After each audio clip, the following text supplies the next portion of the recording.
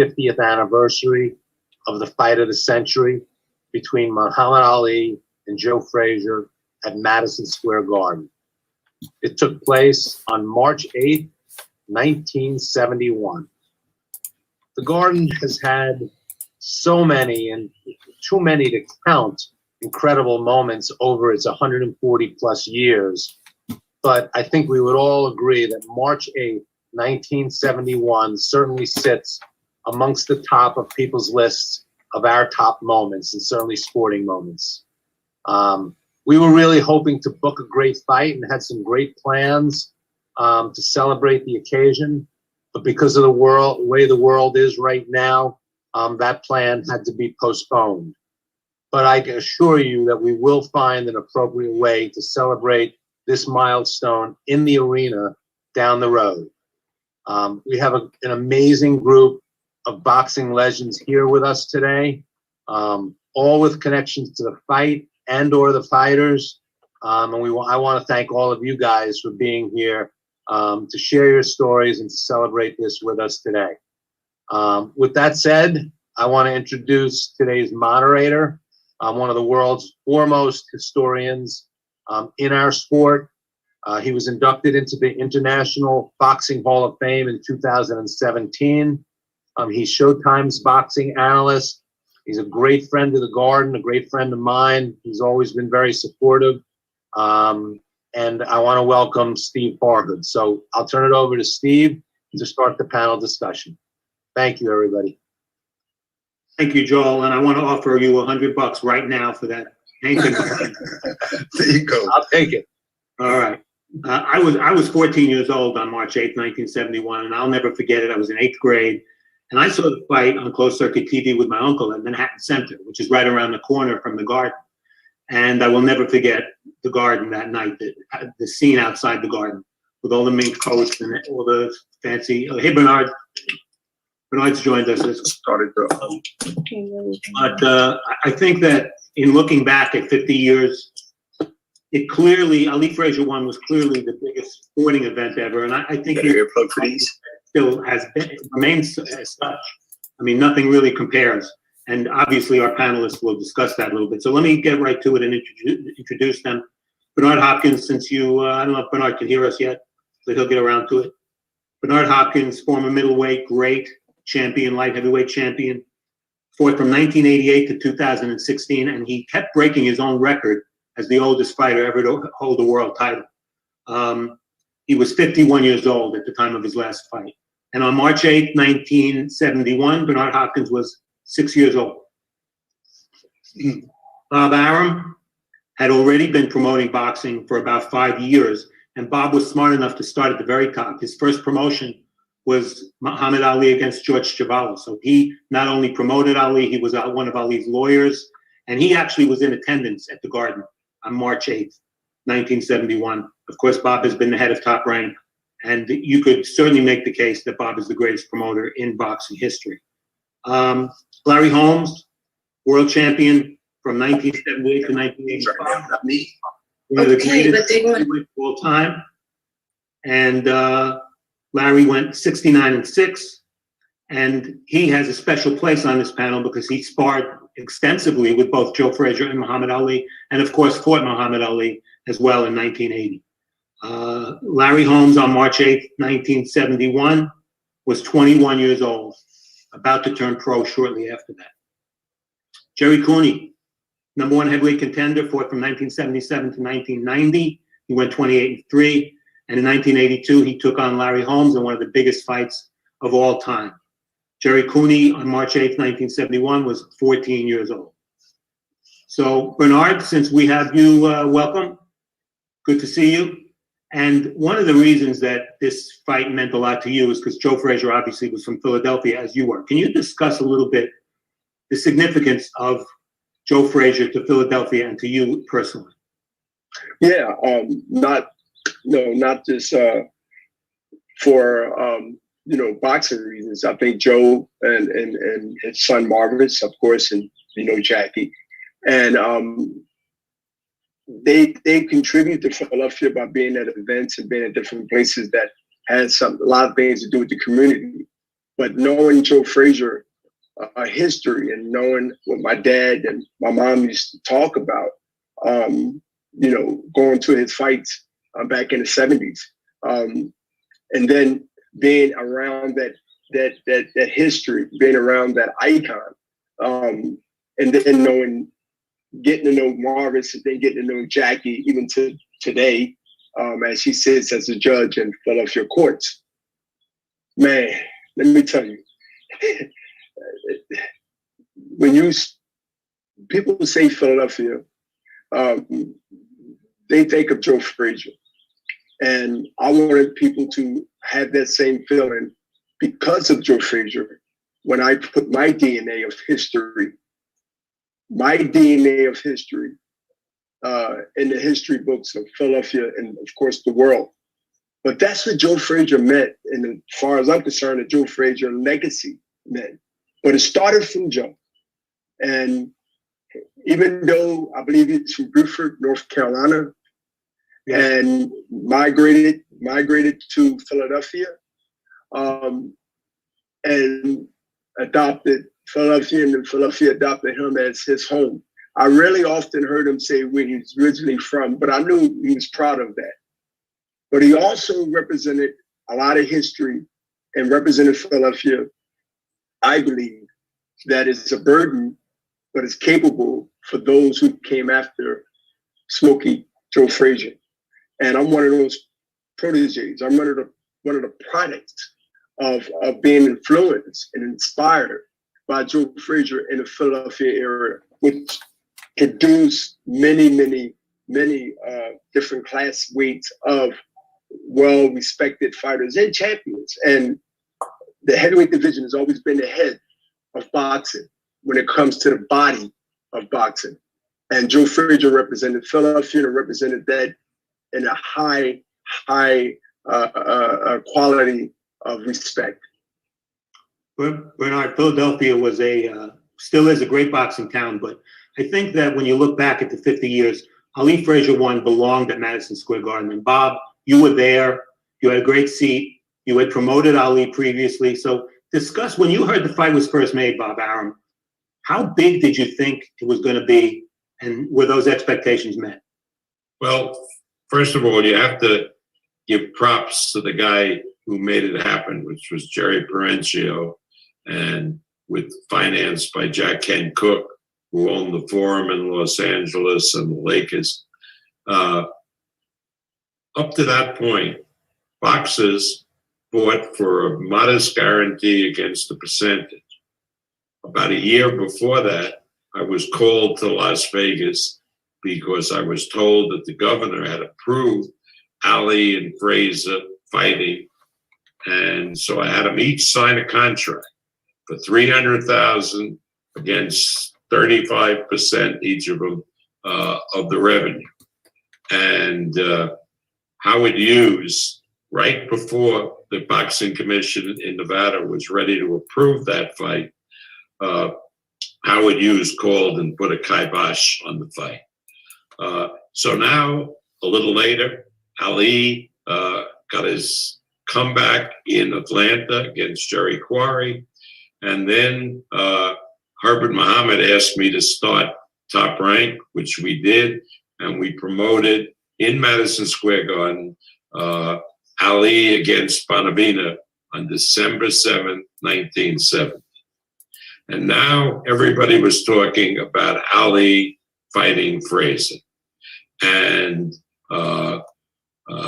Perenchio shows up and he offers each of the fighters $2,500,000 flat. And that was, you cannot believe how incredible it was. I remember Judge Roy Hoffines, because I had done Ali fights, the Cleveland Williams fight, the Terrell fight in the Astrodome. He says, Bob, I'll give you the money and you promote the fight. And I said, Judge, it's crazy. It can't come out, because what I was doing was taking, you see, we're limited to the number of closed circuit seats because it was telephone lines and you only could service 350 locations and only certain number of seats. And up to that point, we were charging $5 and $10 for the closed circuit. And Perenchio put that on its head. He charged $25 for the closed circuit and ended up making a lot of money, which he was certainly entitled to. And that started his career. He went and bought a television station, Spanish station. And when he died a few years ago, he was a multi-billionaire. And that started from the fight in Madison Square Garden. Yeah, being that there were LA guys behind the But fight. again, and it was really interesting because Perenchio put the fight in Madison Square Garden because of pressure from Joe Frazier and Yank Durham, who were loyal to the Garden. They insisted the fight be in the Garden. So Perenchio, knowing the demand or sensing the demand, wanted to charge $500, which is the equivalent of $5,000 now, a seat. And Harry Markson, who ran the boxing in the Garden, said, absolutely not. Limit is $100. And Perenchio balked at it. And Teddy Brenner, who was the matchmaker, interceded, and they agreed on $150 a ticket.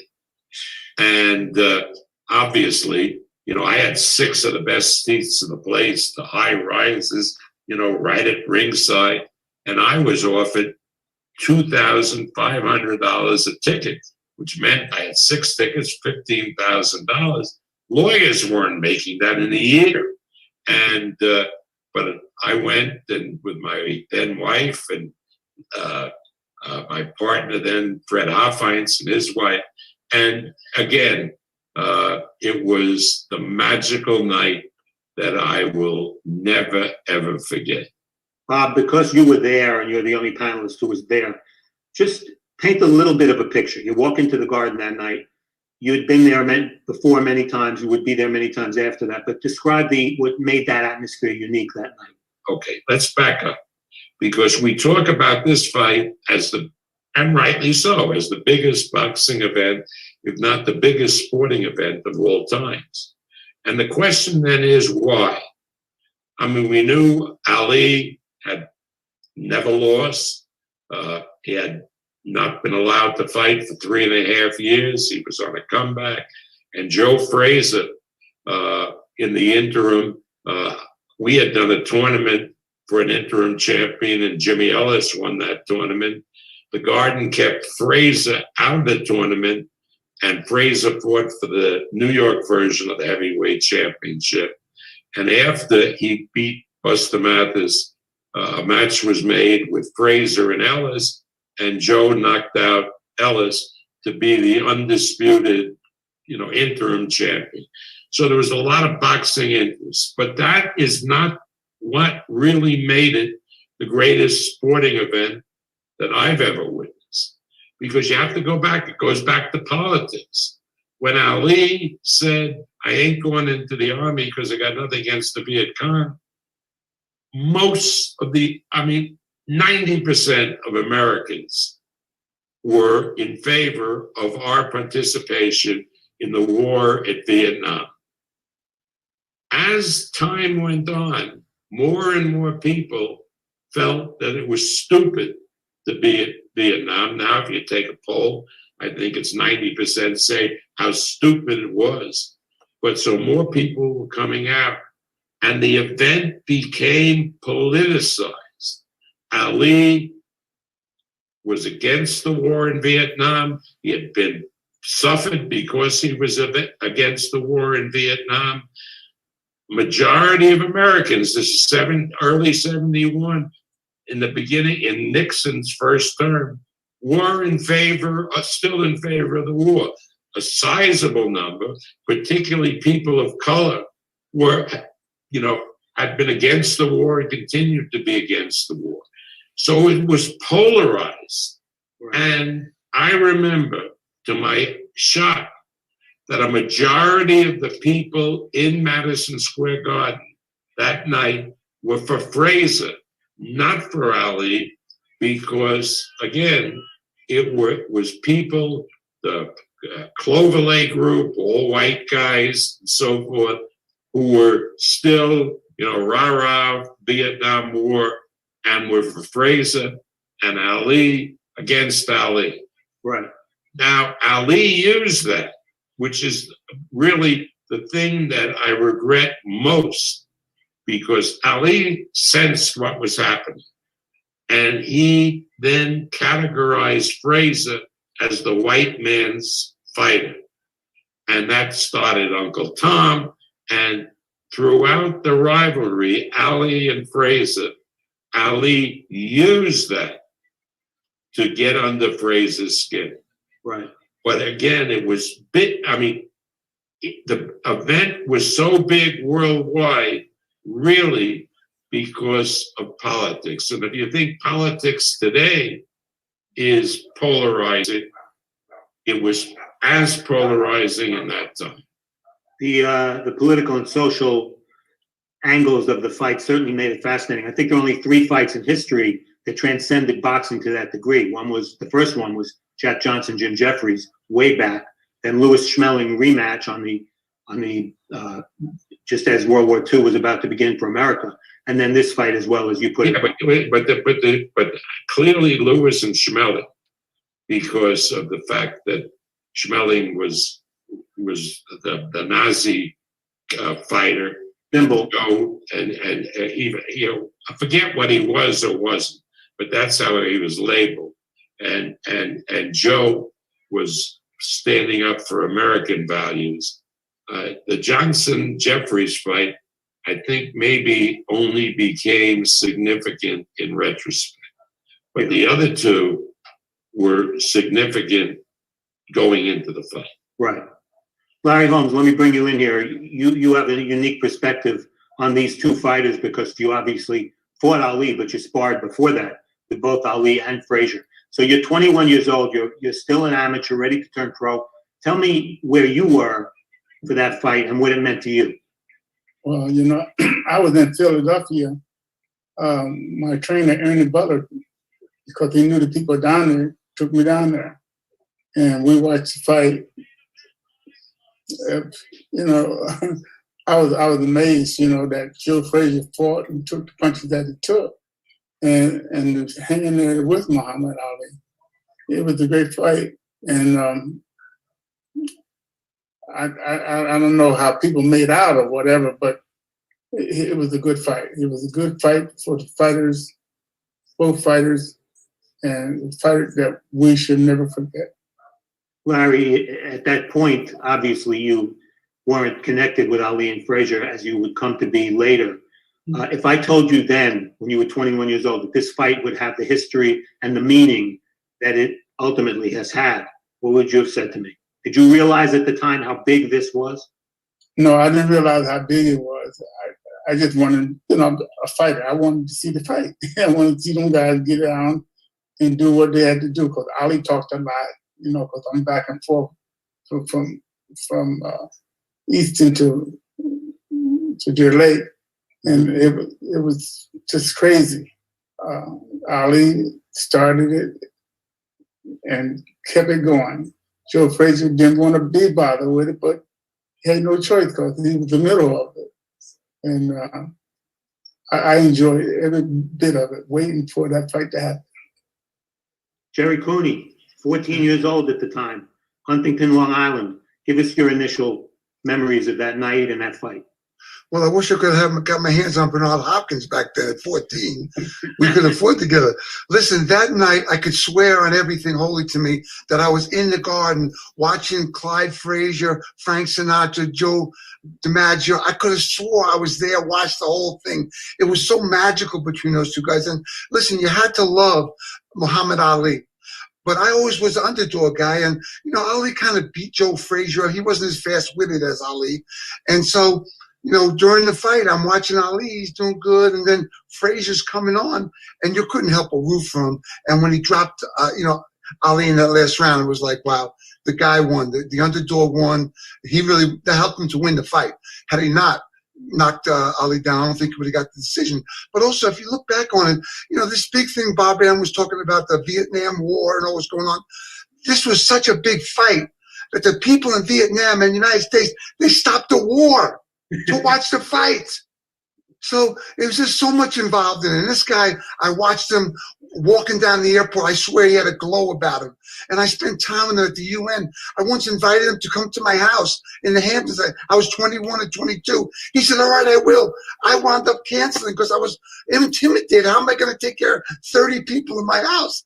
But I could have had him in my house. So listen, Muhammad Ali, he's always the greatest. And listen, there's no other better guy than Larry Holmes, who worked with both of those guys to be with today. And I got the chance to fight him, so it's all good. Hey, Jerry, this is an example of how people rewrite history.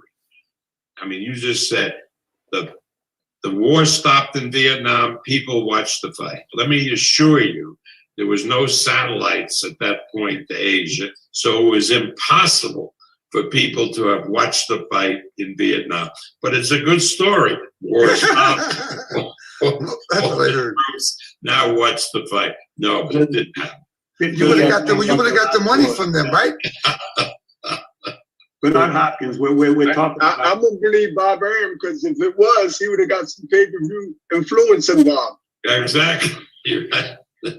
Bernard, you were part of a lot of big promotions in your day, obviously. Can you just begin, from your perspective, to describe how big a fight Ali Frazier won would have been if it happened today with social media, with technology the way it is? Can you even imagine how big it would be? Listen, it'll be up there with the conversations and the debates about that fight will be almost tied, if not tied, with the pandemic that we had to go through for a year. That's how severe that fight would have been in this era with social media.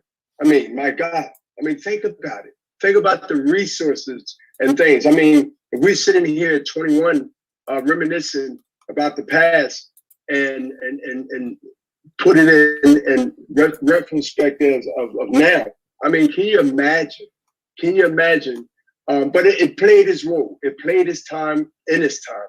And, that's why we're talking about it in 21. Think about it. We're having a discussion on a Zoom, talking about, one, if not three of the greatest fights in history that will never be diminished from boxing history. I mean, that says itself. To me, yeah. I mean, I'm only speaking for me, I'm the baby out of the Zoom. I'm the baby when it comes to numbers and the history that I'm hearing from Jerry Cooney, Larry Holmes, the great Bob Arum, promoter, and of course, you have to recognize the errors that set the path for fighters today, and the ones that had their time already. That's not the beginning, but that was a big boost for the next to where we at now, really, the next 40 plus years. Bob, I want to ask you a question about the perception of Ali. When you were promoting him in his first time around, he was barely touched in some of those fights. It's very rare in boxing that a fighter's image changes after a loss. But given what the punishment Ali took in that fight, and given how boldly he fought in a losing effort, really, even some of the people who were Frazier fans going in, at least respected Ali, if not became Ali fans. Is that accurate? Because of how well he fought and how tough he fought? The three boxers here will agree that if you got a layoff for 3.5 years, particularly in your prime, when you come back, a lot of your skills are diminished, because it was true. The Ali in the 60s, we used to take bets how few punches the opponent would land on it. And it was generally in the single digits. Now with Ali, couldn't fight for 3.5 years and they all said in those days, in the 60s, great fighter, great movement, can't take a punch, right? Because nobody could hit him, so everybody said can't take a punch. And then when he came back and he couldn't move as well as he did before, he was a more stationary fighter. Sure, he got hit, But what people realized is later that he could take an unbelievable punch. Right. I mean, you know, Larry will tell you how hard Ernie Shavers hit, right? Because he hit The you. acorn. The acorn. And he landed some of the best shots I've seen on Ali and couldn't move.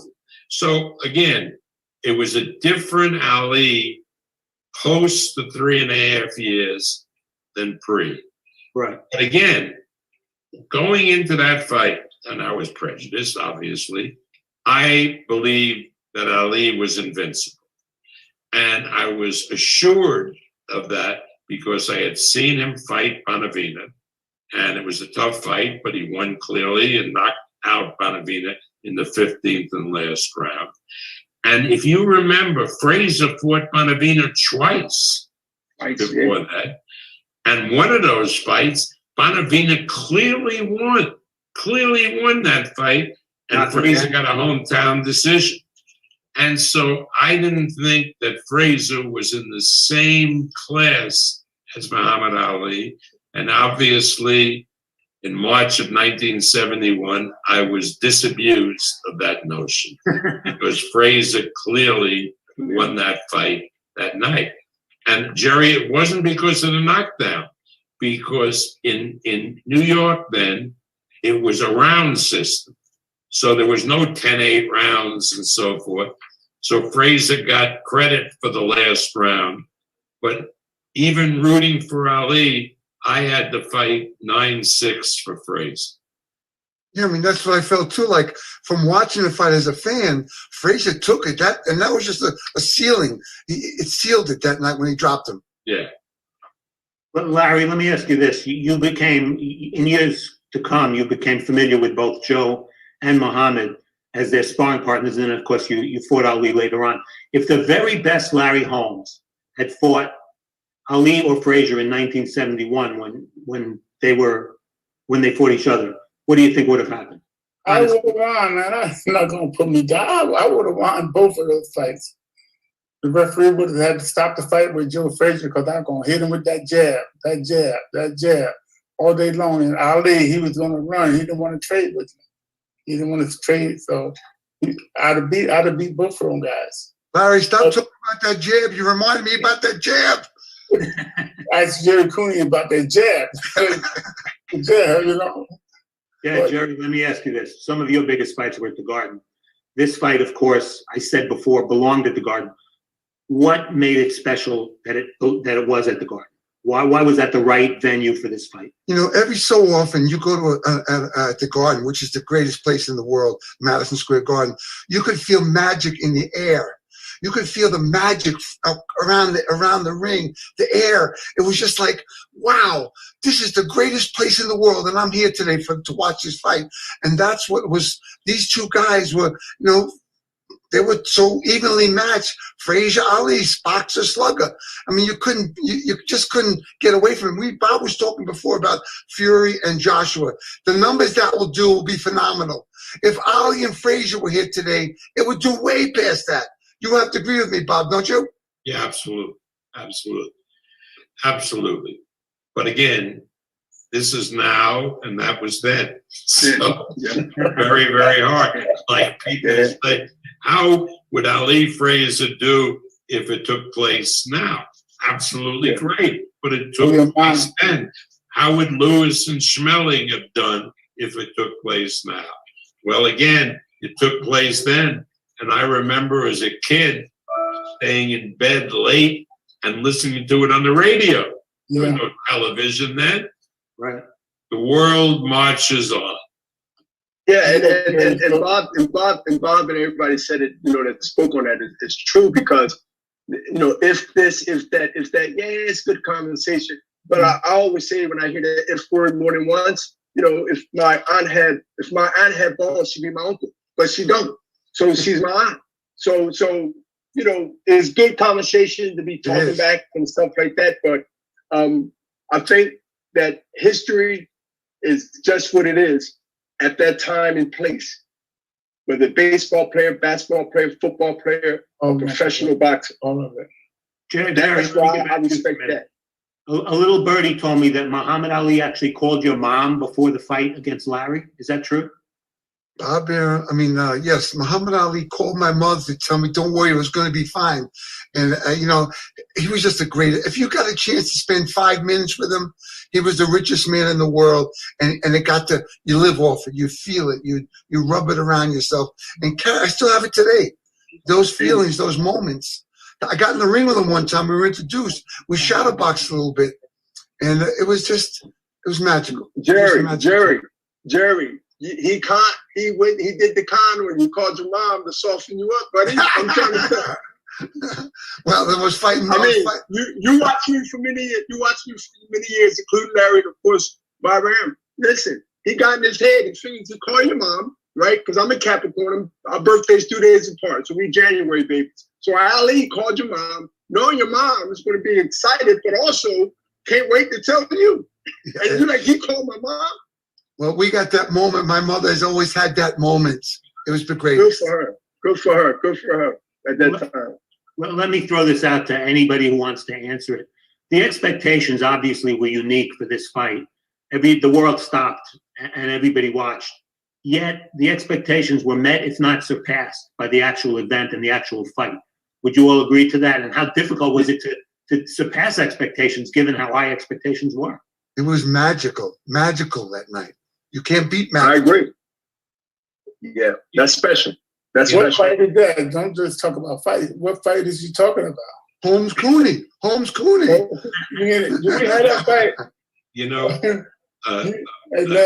About 18 months ago, before the pandemic, I was in Dubai, and this young Saudi guy who's in the promotional business was having dinner with me. And he told me this story that when he was really a young guy, he listened on the radio at like 5 a.m. to the Ali Frazier fight. And he said, I will never, ever forget my listening to that fight. And I think that people who, whether they listened on the radio, whether they were in Madison Square Garden, whether they're lucky enough to get a ticket to the closed circuit, which was, of course, limited because of the phone company limiting the number of locations that could be served, that anybody who either saw that fight or heard it on the radio never will forget it. For and sure. That says something. That really says something. Because there's been fights since, other fights that have been maybe even more action and more exciting, but nobody who either listened to it or saw it or was there will ever forget. Well, I think that on my list of the greatest fights of all time, I put Ali Frazier 3 in Manila #1. So to have the greatest fight among this rivalry and to have the biggest fight in boxing, which certainly was March 8, 1971 at Madison Square Garden, is pretty remarkable. The guy fought 3 times. The second fight was kind of forgettable. It wasn't a great fight, a lot of holding, not a great action fight. Ali obviously got a little bit of revenge. But to have 2 of the 3 fights be remembered as these 2 fights were is pretty remarkable, even 50 years later. It is, Steve, but you know what? They ruined each other. We all want to forget the third fight because the third fight was so brutal, and each guy took such a beating that they never ever were the same again. That fight, you talk about a fight taking everything out of a fighter. It was that fight because when Ali later on fought Norton in Yankee Stadium, he was a shadow of himself. And Joe never, ever really recovered from that beating in Manila. Ali. Yeah. Well, that's the story with trilogies. What do we do about that? That's the shame about the sport. People love them, but the fighters bear the brunt of it. Except like the Ali Norton fight in Yankee Stadium, that was the end of a trilogy. And that was a snoozer. That wasn't a great fight. Larry, let me ask you this. You got to know both guys very well, obviously. a lot has been made about their personal relationship. You know, we know Joe helped Muhammad out with some cash when Muhammad wasn't fighting. They respected each other tremendously, yet there was a lot of bitterness as well. In your dealings, Larry, with Joe and Muhammad, was there a lot of bitterness, especially from Joe's angle, from Joe's perspective toward Muhammad? Yeah, well, Joe was mad because he helped Ali. Ali needed some money, he got it from Joe. You know, if he needed somebody to do something, he went to Joe. And he didn't like the word Joe was saying about it because he couldn't take the name calling. Because Joe called him names and Uncle Tom and all that stuff, you know. And Joe didn't like that. So he tried to take it out on Ali when he fought him. Yeah. That's what he said he was going to do. I mean, you know, I said, well, go ahead and do it, man, but just be careful. Yeah, Larry, I want to, to comment on that point you made.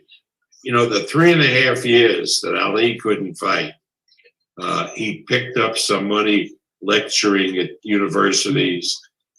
He was in a Broadway show that flopped, that was terrible. So he was scraping for money. Yeah. And Joe Frazier gave him significant amounts of money to tide him over. Right. And there was not, at least anything any of us could see, an ounce of gratitude from Ali back of what Joe had done. So Larry is completely correct. The biggest blot on Ali's memory is how he treated Joe Frazier when they were competing against each other. Terrible. Because Ali shouldn't have been and couldn't have been proud of what he said and what he did. It was despicable, because if you look for a proud black man, Joe Frazier was a proud black man. And what Ali did was uncalled. Worked for Ali because he, as Larry said, he got Joe steamed up. And if you're steamed up and you're a boxer, that's not necessarily good for you. Well, you know, Bob, and Jared, you know, one thing Bob said, and pardon me for buying in, but I want to say this because what Bob and Larry Holmes said, what Bob said after Larry, and then I'm saying this. Ali used whatever he can use, whether it was poems, whether it was saying things to get on your skin, whether it was, they call it rapping now, but he was rhyming back then.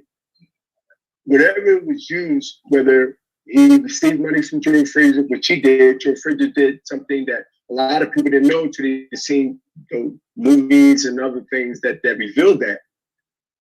But when you want to win and you want to use whatever you can, whether it's talking smack about you, saying certain things, because I'm gonna tell you, there's a lot of things that I don't have to say when I was boxing that I did say that I don't have to say now.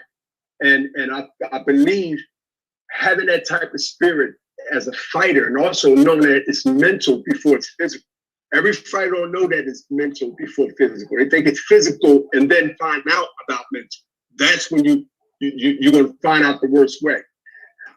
And Ali was shrewd with it. Obviously, I agree with what everybody said about that. He was no remorse in the things he said that he wanted to get in Joe Frazier's head. Because if it's an angry man can't think. When an angry man gonna run into that brick wall and realize that brick wall hurt him more than you hurt the wall. And that's what Ali was about, by any means necessary at that particular time. Muhammad Ali didn't care. Ali didn't have no feelings what he said when he said that about Joe. And but as far as helping Ali, Joe would do that. He'll do it now if he can do that now. Joe's a nice guy, you know. And I know Joe. I know his family. I know been around him. And Joe says to me with tears in his eyes, like, why did you have to say that to me?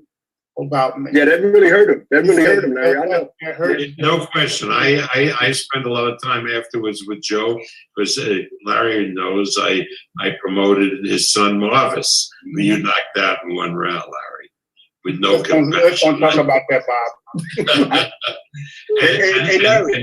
And Joe constantly talked to me about how much he was hurt with Ali's dialogue.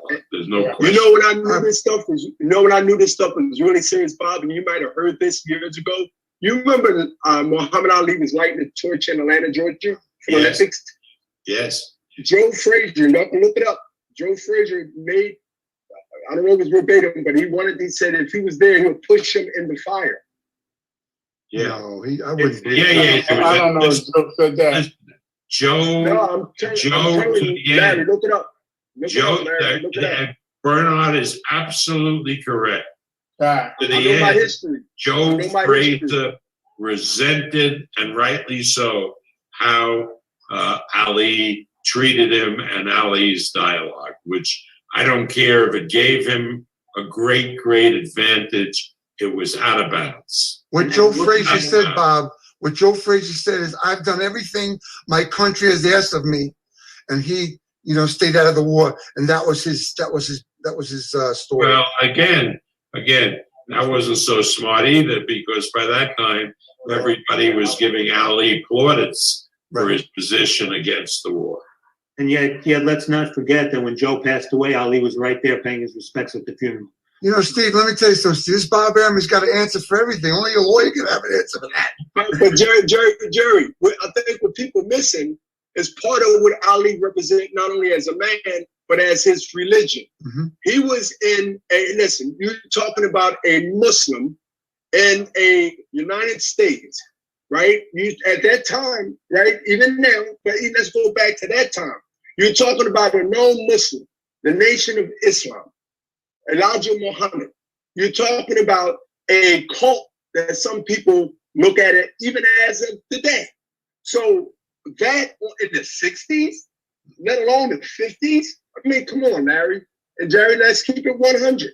And Bob, let's keep it, let's have history along with some laughs and fun, but let's understand what this man really represented. He represented a hated religion in this country, right?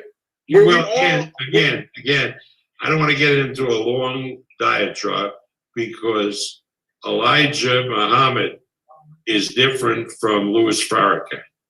Elijah Muhammad was, you remember Malcolm, who was denigrated by everybody. Malcolm was at the end preaching love and inclusion. And after Elijah passed away, his son Wallace changed that dynamic. So again, that part of were inclusive. But I think this is a discussion. I respect your views, but it's a discussion for another time. Really, it goes a lot deeper than the surface. It really do, Bob. You're right. It really do. So we don't have that much time. I work with Joe, and when I work with Joe, I didn't try to hurt him. I tried to beat him up so I could get a raise or look good on his book. But you know what? Joe didn't have no hate for nobody. He might say something bad because you said something bad about him, but he had no hate for nobody. So Joe was my friend to the end. He was my friend, and I respected him. Let us, again, this is really interesting because earlier in the week, I did a panel discussion with the WBC, and we had Neil Leifer on, and Jimmy Lennon on, and Jim Lampley, and it evolved into a discussion about Ali, the great things Ali did, and so forth. Now we're in Madison Square Garden, and we're talking about the Ali Frazier fight, and look how the discussion has leaned completely to Joe Frazier, because Joe Frazier was the New York fighter the Madison Square Garden fighter, and Ali was the outside. You know what? I talk to Joe's daughters a lot. Rita, and she have some things. I wish we can hook her in, and so she can just say it, and she can tell you exactly what it is. Because I was there with them, and she was there because she's the daughter. And she was coming up, and she heard a lot of the stuff. Who he is a great champion. Along with Muhammad Ali, they're both great champions that they're never going to be forgotten about. That's I've heard right. that in small places in Africa, in the mud huts, Ali's picture would hang. I mean, that's the greatest. That's why we're celebrating this 50th anniversary as we are, Jerry, no doubt about it. I think you guys have all given us some very interesting perspectives and of a night that will never be forgotten. And let's send it over to Larry Torres. Larry, maybe you can give us some of the questions from the media. Thanks, Steve. Yeah, there was a bunch of questions that come through the panel here. So the first one I'm going to do is for Bernard. Bernard, what can younger boxers today who haven't seen this fight, 71, what can they learn from this? She said, "Can you see me?" Maybe you keep What can younger fighters learn from the Ali Frazier fight? That's for Bernard, right? You hear me, Bernard? Yeah, I hear you now. Okay. Yeah. So the question is for you. So the younger fighters today who haven't had the opportunity to watch the fight of the century, what can they learn from that? They can learn a lot. They can learn what it's really about to put all of it on the line, and also be prepared mentally and physically. And one important thing they can learn is if they want to be remembered as just being somebody in the game, then somebody that left their mark, left their history in the sport that they are involved in, then they can learn a lot from that to strive to be great, because it's been thrown around kind of loosely now. But if the ones that really understand what greatness means, you will look at the great Larry Holmes, the Jerry Coonies, and you will look at the fighters, sports, great athletes, and you would take that as a blueprint to be that great or even greater. Look, along what you said, Bernard, ABC Sunday at 2 p.m. Eastern will play the entire fight in its entirety. So young people who haven't seen it, who want to soak up the atmosphere, 2 p.m. Eastern on ABC this Sunday, the anniversary of the fight.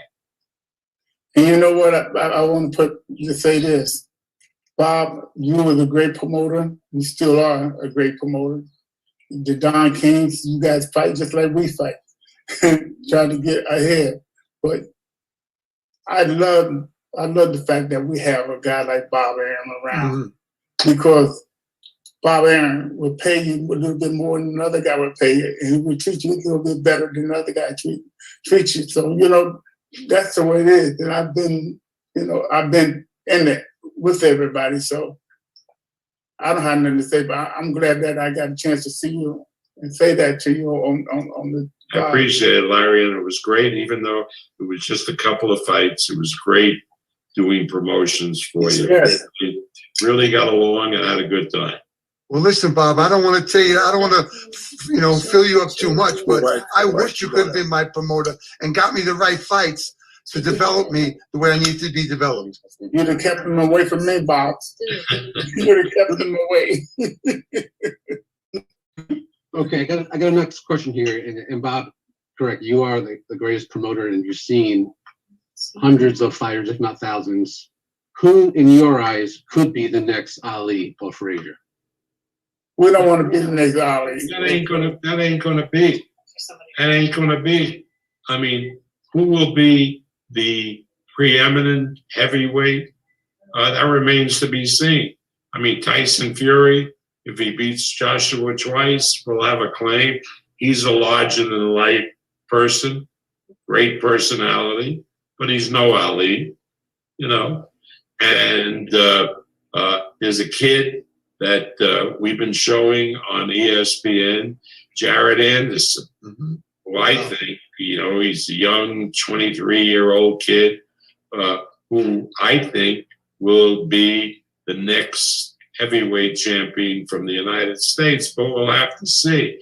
But if you ask me, who is the next Ali or who is the next Frazier, there ain't no next. No. Just who is the next Larry Holmes or Jerry Cooney? There ain't no next. They are what they are. Thank you, Bob, for saying that. They need to know that we did what we had to do then, and this is now. Exactly. Larry, stop ducking me. Stop ducking me, Larry. Buy me a cornbread sandwich. All right, Jerry, next question is for you. So at the time of the fight, who did you have winning the fight, and could you picture Ali going down in the 15th round? No, I think I went into that fight. I talked earlier about, I was a big fan of Ali. I mean, he was just the greatest guy in the world. And Joe Frazier, as the promotion developed, was a workman-like fighter, coming up for the hard guys, the construction workers, the sanitation guys. They loved him. And so I went into that fight, you know, kind of like rooting for Ali. And as the fight went on, Ali took over. Then Joe Frazier came on, and it was close right to the end.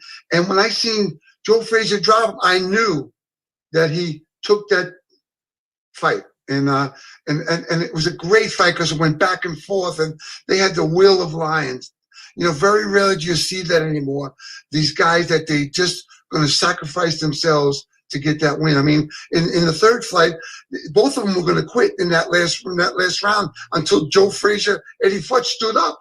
That's how determined and those guys as fighters were, and that's a gift, man. That's a gift to watch and be involved in that. Joe was ready to come out for that 15th round in Manila, and he couldn't see. He was totally blind. Both eyes were closed, eyes shut. I mean, he couldn't see anything. Joe fought his butt off, man, to the end of it. I was there. I was there with him, so I know. Tough, yeah, tough. Great, Philly. Yeah, the epitome of a Philly fight. And you then came along and you took over the mantle. I went to Thornton Glenwood Gym, the Joe Frazier Gym. The building is still there, but the gym is no longer. And I remember at 13 years old, Bob and everyone, to step in that gym. My uncle took me there. His name was Artie McLeod. He was a middleweight. And he took me there. He said, nephew, let me take you down to Thornton Glenwood. So he takes me down to Thornton Glenwood, and I wound up sparring a guy named Robert Bam Bam Hines, who's from Philadelphia. He beat a guy named Davey Hilton. And I knew right then and there that Joe Frazier's gym at that particular time of year was a place to train at. And I had to come at least 40 minutes to get there.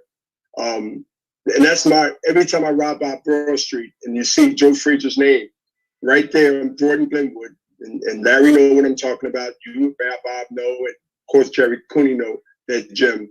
I think of memories when I'm in my car riding up Broad Street to see that legacy, that gym, and knowing I was there at a teenager, Bob, at a teenager, and I wanted to be who I became. Yeah. I went through some adolescence, but I wanted to be who I became. And you know what? That is not about me. It's about Ali. Ali took his steps. Joe Frazier took his step. Those two, I believe, and I know, would be joined to the hip until the end of the world, because those three fights was remarkable. Was more than that. It was legendary, and will never erase from the history of our sport, of our sport. So well, you know what? I thank you, Bob, for being a promoter, for putting up with us guys, because I know it's a hard job. But you keep doing what you're doing. God bless you. It's really made my life. Yeah. it really made my life because my association with you guys, with other fighters, that's been my life. And people say, do you regret not having stayed in the law, maybe being a judge? And the answer is no. I've had a great life. I continue to have a great life. And the association with fighters has really helped. I mean, sometimes they get you aggravated, but that goes with the territory. Hey, Bob, since Larry Holmes then already put his out there, I want to thank you also because you paid me more for one fight with Oscar De La Hoya than I ever got for any fight in my career. So you will always be the one I remember. When I look at that check that I framed in my office in Delaware, I'll be like, you didn't cash it? You didn't cash it? I have all that money? No, I You cashed photoshopped it. the check. Right. Yeah. The check Yeah. then deposit an Well. admissible bond after taxes and expenses. Right. Hey, Steve. Steve, In retrospect, any money that I paid you guys, you earned. I think it was fair, the compensation that I paid. Yes, And it was. And I'm delighted. I'm delighted that Larry was happy, that you were happy. I think Jerry had for one fight with George Foreman, and he got paid well. But that's what it should be. Fighters are the ones that make the sport, and fighters are entitled to the lion's share of the money. Unlike UFC, where fighters get 20% of the revenue. Yes. In boxing, as you know, fighters get 80+% of the revenue. Yes. And that makes our sport different from a monopoly like UFC.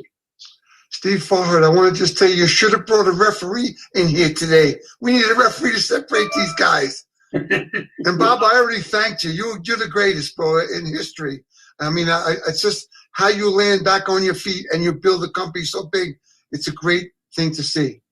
You see how this podcast turned into Bob getting his accolades now, why he can feel it. Well, You guys are rushing to get in the accolades because I'm 89, and how much longer am I going to go? Who knows? That's up to God. Listen, Bob, Let's you've go been around along for a with- long time, and Let's go along you smelling the roses now.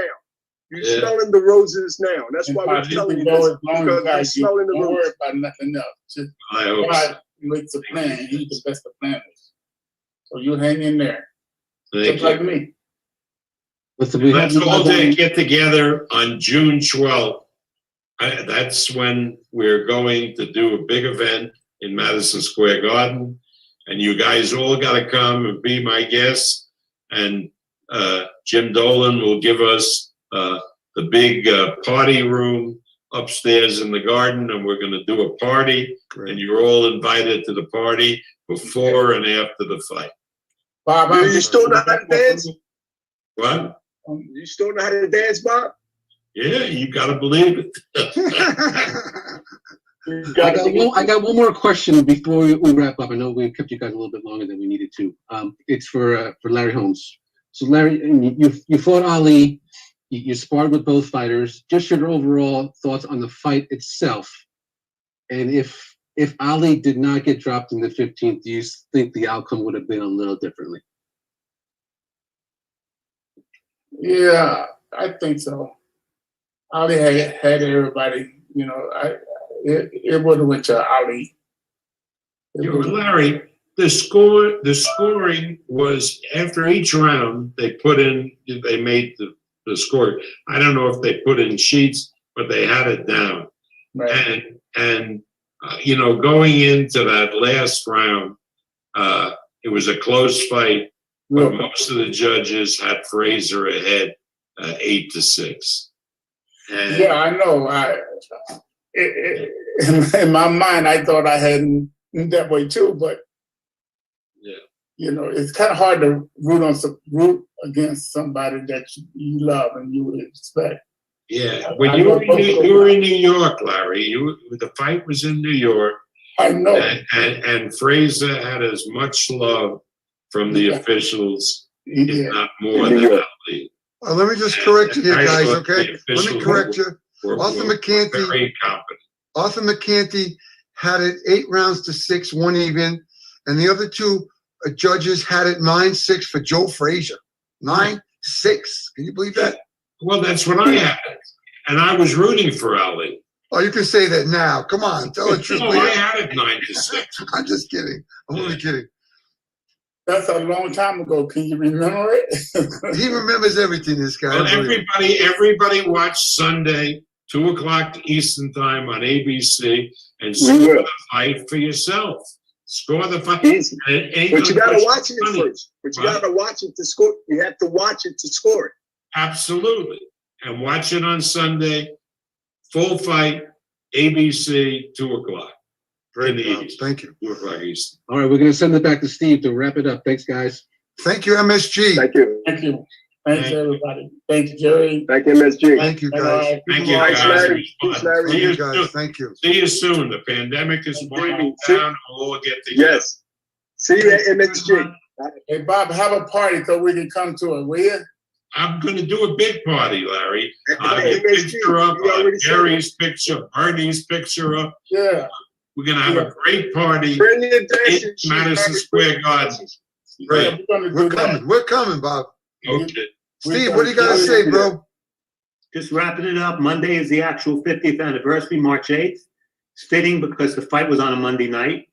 And you guys have all been great. I appreciate the different perspectives.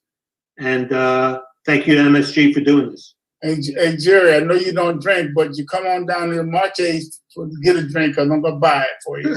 Listen, 33 years I haven't had a drink. 33 years. Don't drink that cold liquor. Jerry, then come to visit me, and I won't give you a drink, but I'll give you a gummy.